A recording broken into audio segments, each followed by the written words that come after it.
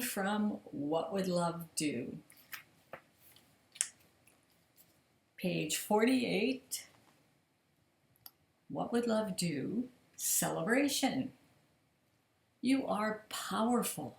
Celebrate your life through the heart and eyes of love, through compassionate thoughts, words, and actions.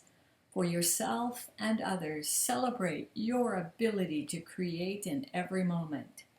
You know how to use powers of creation. Go create. Place love in everything you do.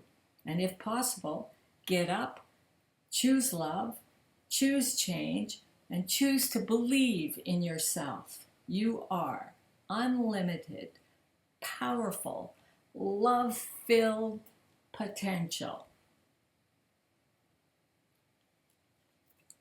What Would Love Do is waiting for you.